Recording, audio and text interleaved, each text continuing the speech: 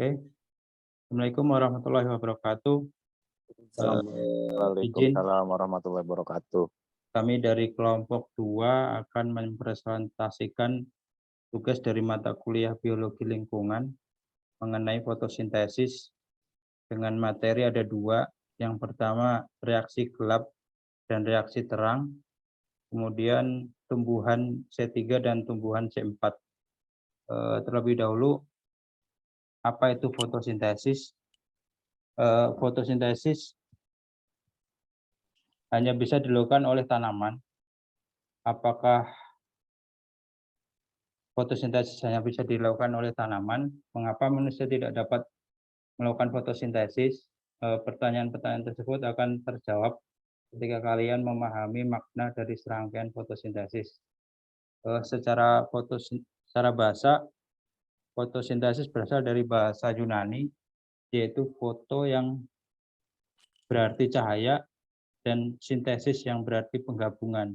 Secara sederhana, fotosintesis adalah proses reaksi penggabungan berbagai zat untuk menghasilkan makanan dan tumbuhan dengan melibatkan cahaya matahari. Bahwa tidak hanya tumbuhan yang dapat melakukan fotosintesis, beberapa spesies bakteri, protista, dan alga juga dapat melakukan fotosintesis, asalkan memiliki pigmen warna yang dapat menyerap spektrum cahaya tampak dari ungu hingga merah. Pigmen warna tersebut tidak hanya klorofil yang berwarna hijau, ada pula xantrofil yang berwarna jingga dan karoten yang berwarna kuning. Organisme yang dapat melakukan fotosintesis disebut sebagai organisme autotrof karena dapat membuat makanan sendiri berupa glukosa.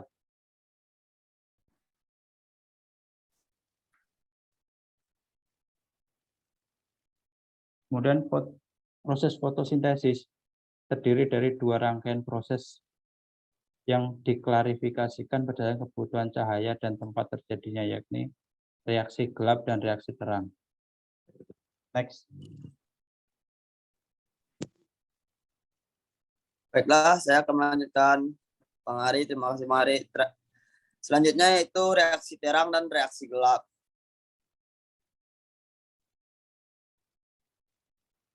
Reaksi terang, seperti namanya, reaksi terang adalah reaksi yang membutuhkan cahaya. Reaksi ini terjadi pada bagian tilakoid daun, tepatnya di grana. Pada reaksi terang terjadi proses fotolisis air atau pemecahan air dengan bantuan cahaya. Klorofil akan menyerap energi cahaya matahari, memecah air H2O, menghasilkan oksigen, dan energi berupa adenosine trifosfat atau ATP. Reaksi terang ini dapat dibagi lagi menjadi bentuk tahapan, yaitu non-siklik dan siklik. Reaksi non-siklik melibatkan fotosistem, elektron akan ditangkap oleh P680 dan disalurkan ke fotosintesis dan ke fotosistem 1P700. Sedangkan reaksi siklik terjadi apabila cahaya ditangkap oleh P700, kemudian elektron diteruskan ke akseptor elektron dan kembali ke P700. Penamaan kedua fotosistem tersebut berdasarkan panjang gelombang optimal yang dapat diserap, yaitu 680 nm dan 700 nm. Perbedaan yang lain yaitu tahap siklik, hanya menghasilkan ATP tanpa adanya proses pembentukan NADPH. Berikut proses reaksi terang terjadi di tilakoid berdasarkan gambar di samping. Selanjutnya yaitu reaksi gelap. Jika reaksi terang memerlukan cahaya, maka reaksi gelap tidak memerlukan cahaya dan terjadi di bagian stroma. Namun bukan berarti reaksi ini berhenti saat ada cahaya. Pada reaksi gelap terjadi proses yang dinamakan siklus Calvin-Benson yang merupakan reaksi lanjutan dari reaksi terang. Reaksi ini pertama kali ditemukan oleh Melvin Calvin dan Andrew Benson sehingga disebut sebagai reaksi Calvin-Benson. Reaksi gelap ini melibatkan enzim Rubisco yang bertugas untuk menangkap O2 dari atmosfer. reaksi gelap ini akan menghasilkan 3 fosfogiferaldehyde atau PGAL sebagai bahan dasar pembentukan glukosa. Next.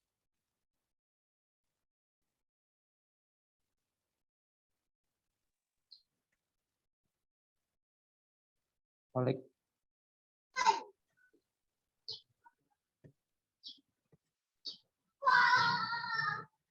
Selanjutnya, faktor yang mempengaruhi fotosintesis. Banyak hal yang dapat mempengaruhi kelancaran fotosintesis yang berlangsung sepanjang hari untuk memproduksi oksigen, makanan, dan energi. Berikut adalah faktor yang mempengaruhi fotosintesis. 1. Intensitas cahaya. Kebutuhan cahaya setiap tanaman berbeda-beda. Ada tanaman jenis C3 dan C4. Tanaman C4 seperti tebu, jagung, dan sorghum memiliki toleransi yang tinggi terhadap intensitas cahaya. Sedangkan tanaman C3 seperti kacang-kacangan, kapas, kedelai, kentang, dan gandum memiliki titik jenuh cahaya. Hingga pada intensitas tinggi tidak akan dapat meningkatkan intensitas fotosintesis. Lalu yang kedua, suhu. Suhu optimal proses fotosintesis tanaman juga berbeda-beda. Tanaman C4 35 sampai 40 derajat Celcius memiliki suhu optimal lebih tinggi dari tanaman C3 yaitu 20 sampai 26 derajat Celcius.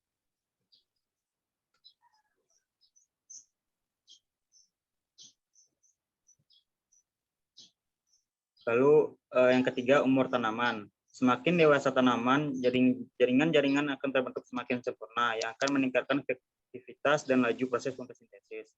Lalu yang keempat, konsentrasi O2 dan CO2. Salah satu hasil sampling fotosintesis adalah O2. Semakin banyak O2, maka intensitas fotosintesis semakin turun. Sementara itu, CO2 merupakan bahan dasar fotosintesis. Semakin tinggi konsentrasi CO2, maka laju fotosintesis semakin meningkat. Next.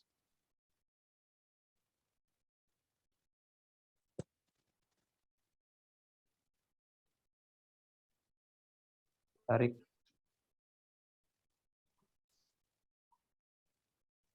Baik, materi selanjutnya ialah tumbuhan C3 dan juga tumbuhan C4. Mungkin bisa di next, Mas Ari.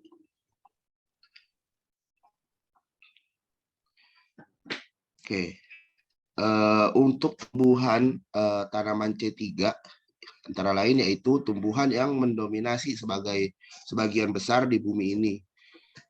Sekitar mungkin 85% dengan melakukan fotosintesis secara standar.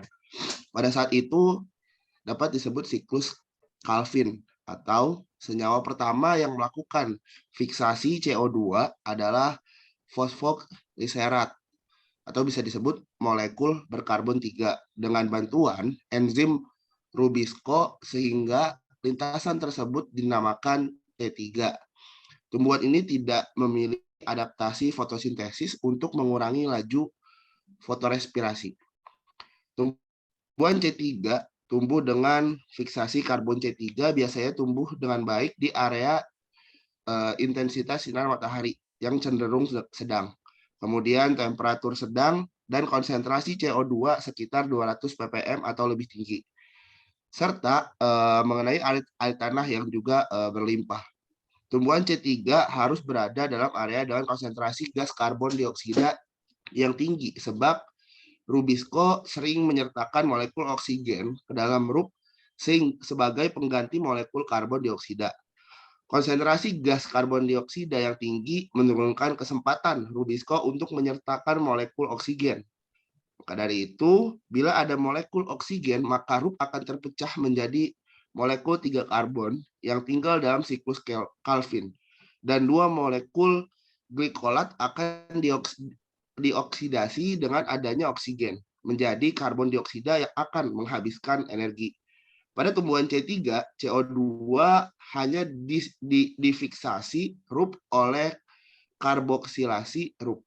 Karboksilasi rup ini hanya bekerja apabila CO2 jumlahnya berlimpah. Contoh, pada tanaman C3 antara lain yaitu ada kedelai, kacang tanah, kentang, dan juga yang lain-lainnya.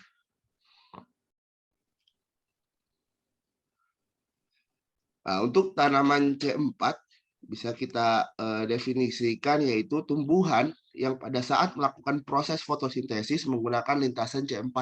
Hal yang membedakan dari tanaman C4 ini, yaitu daun dari tanaman C4 berupa anatomi crans. Anatomi daun tersebut memiliki dua macam kloroplas yang disebut dimorfik di dua tempat, yakni sel mesofil dan juga seludang pembuluh, atau bisa disebut bundle sheath. Perbedaan kedua tempat tersebut membuat tumbuhan C4 terjadi dua proses reaksi.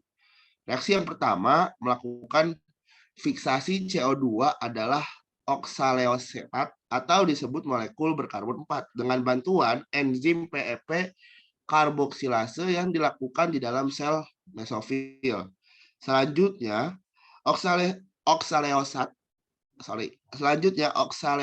oksaleasetat dikonversi menjadi malat dan kemudian masuk ke dalam seludang pembuluh. Malat akan dipecah dan menghasilkan pirufat dan juga CO2. Pirufat ini akan menuju ke sel mesofil untuk dikonversi menjadi PP, sedangkan CO2 akan difiksasi oleh PGA dengan bantuan enzim Rubisco. Tumbuhan C4 jumlahnya sekitar 3% dari tumbuhan berpembuluh. Contoh tanaman C4 ini antara lain yaitu ada jagung, tebu, sorghum, dan juga yang lain-lainnya.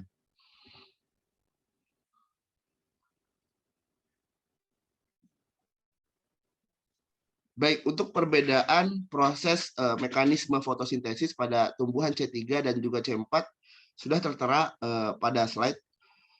Mungkin bisa dilihat oleh kawan-kawan bahwasanya tujuan dari perbedaan mekanisme ini itu untuk mempermudah pemahaman dari perbedaan tumbuhan C3 dan juga tumbuhan C4 yang sudah ditampilkan pada slide 12 ini. Oke.